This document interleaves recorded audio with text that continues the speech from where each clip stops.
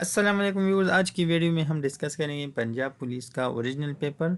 और मेरे पास और भी पेपर पड़े हुए हैं तो उनको भी वन बाय वन डिस्कस करेंगे, लेकिन पहले इस ओरिजिनल पेपर को डिस्कस करते हैं। ये हमारे पास ओरिजिनल पेपर पड़ा हुआ है तो इसको डिस्कस करते हैं। लेकिन एक बात यहाँ पर बताता चलूँ कि ये जो पेपर है ये इंतहाई मुश्किल पेपर है, लेकिन इसको आसान आपने किस तरह से बनाना है वो मैं आपको समझा देता हूँ।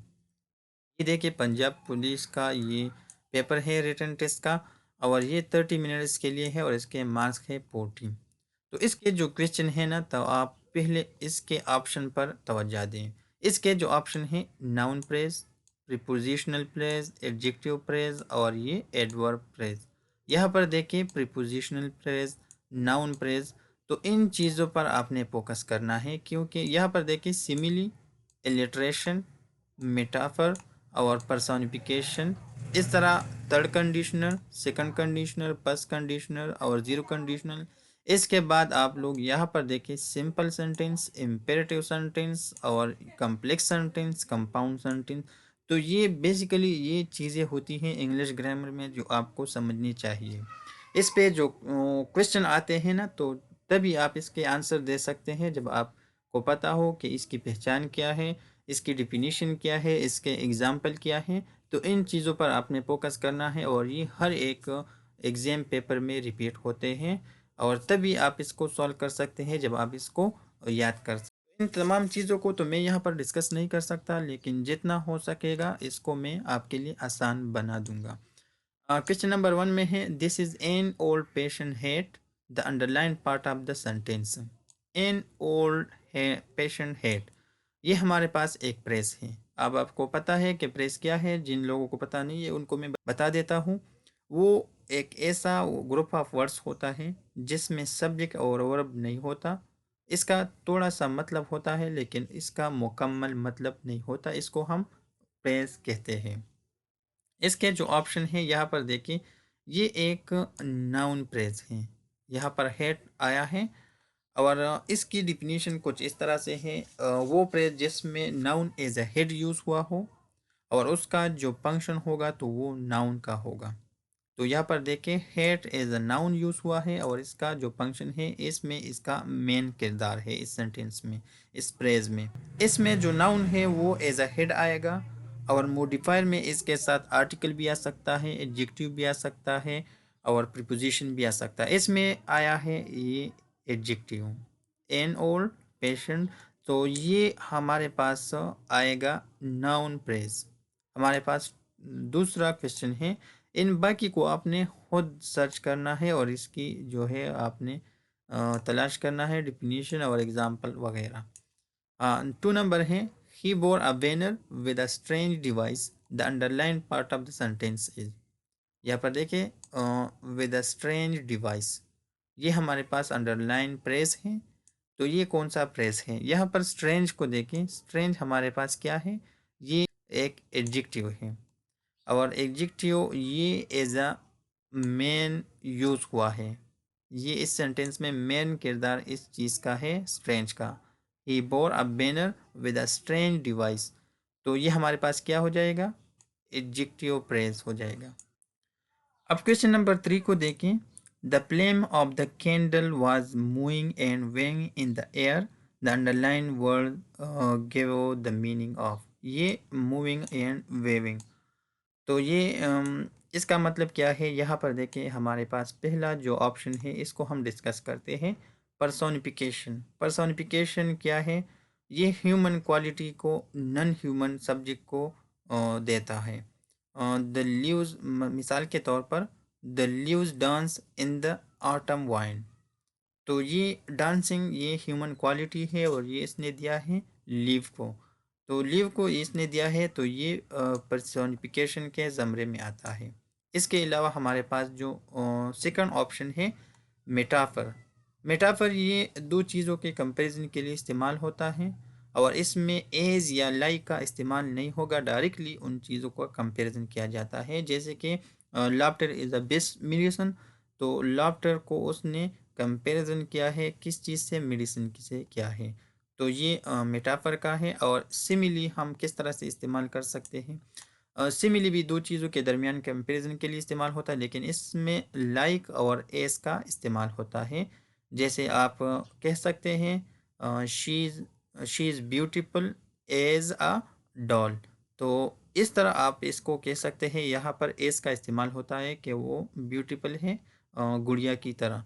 तो ये सिमिली का ज़मरे में आता है। और डी हमारे पास जो ऑप्शन है इलिट्रेशन, तो इसमें सेम साउंड जो है वो रिपीट होते हैं, जिस तरह मूविंग, वेविंग। तो इसमें जो साउंड रिपीट हुए हैं, तो इसको हम कह सकते हैं कि इसमें जो करेक्ट ऑप्शन है वो है ऑप्शन डी इलिट्रेशन। अब क्वेश्चन नंबर 4 को देखें। If they are busy people they will miss the news. The given sentence is a kind of sentence. जो सेंटेंस है ये गिवन है, ये कंडीशनल है, हमें पता है। तो कंडीशनल सेंटेंसेस की पहचान हम किस तरह से कर सकते हैं? कंडीशनल सेंटेंसेस में हमेशा इफ़ या व्हेन यूज़ होगा। जिस तरह अगर मगर का खेल होता है, जब आप क्रिकेट में पाकिस्तान की स्पेशल टीम अगर पहले मैचेस हारती है तो फिर उसके बाद अगर मगर का खेल शुरू होता है, तो वो बेसिकली कंडीशनल सेंटेंस होते हैं। अगर पाकिस्तान बांग्लादेश से हार जाए या इंडिया उससे जीत जाए, तो इस तरह के जो सेंटेंसेस होते हैं ना, तो इसको कंडीशनल सेंटेंसेस कहते हैं। इन चीज़ों को आपने स्टडी करना है, क्योंकि ये चीज़ें बार बार आते हैं और जब तक आप इस पर कंप्लीट अपना वो 100% नहीं देते, तो फिर आपके लिए मुश्किल हो जाती है इन चीज़ों को समझना। तो ये जो हमारे पास क्वेश्चन है ये पस्ट कंडीशनल का है, क्योंकि पस्ट कंडीशन हमें बताता है फ्यूचर पॉसिबल का सिचुएशन हो तो वहाँ पर आप पस्ट कंडीशनल अप्लाई कर सकते हैं। और ये फ्यूचर पॉसिबल है कि फ्यूचर में अगर आप वो बिजी होते हैं तो फिर वो न्यूज़ को मिस कर सकते हैं, तो ये पॉसिबिलिटी है फ्यूचर का। तो यहाँ पर हमारे पास जो करेक्ट ऑप्शन है वो बी है। क्वेश्चन नंबर 5 को देखें। You may go home as soon as your work is done. The given sentence is an example of. ये किस सेंटेंस का एग्जाम्पल है? तो पहले कम्प्लेक्स सेंटेंस को जान लेते हैं। कम्प्लेक्स सेंटेंस में क्या होता है? इसमें एक इंडिपेंडेंट क्लास होता है और उसके साथ डिपेंडेंट क्लास होता है। अब क्लास क्या होता है? Class group of word which है सब्जेक्ट वर्ब कम्बिनेशन। और जब सब्जेक्ट वर्ड कम्बिनेशन में हो एक सेंटेंस में और उसका कंप्लीट मीनिंग हमें दे सकें, तो यहाँ पर सब्जेक्ट और वर्ब भी होगा और उसकी कंप्लीट मीनिंग भी होगी, तो उसको हम कम्प्लेक्स सेंटेंस कह सकते हैं। सिंपल सेंटेंस में हमारे पास जो सिर्फ है वो इंडिपेंडेंट क्लास हमारे पास सिंपल सेंटेंस में होगा। इसके बाद कंपाउंड सेंटेंस में हमारे पास दो इंडिपेंडेंट क्लास होंगे और इम्पेरेटिव सेंटेंसेस वो होती हैं हुक्म या जुमले जिसको कहा जाता है, तो वो होते हैं।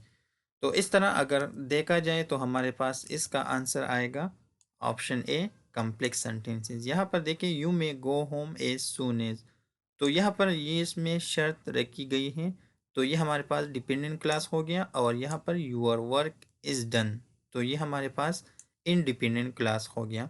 तो जब इंडिपेंडेंट और डिपेंडेंट क्लास एक साथ आए तो इसको हम कह सकते हैं कि ये। इसके अलावा जो हमारे पास क्वेश्चन है वो 6 नंबर है। It rain for 3 days and the streets in my neighbor were flooded.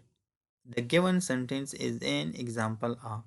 यहाँ पर वो पहले वाले आए थे तो पहले हम डिस्कस कर चुके हैं कि कंपाउंड सेंटेंस में दो इंडिपेंडेंट क्लास होते हैं। अब इसमें कोऑर्डिनेशन ज़रूरी होता है कि दोनों के बीच में कोई ना कोई रिलेशन ज़रूर हो।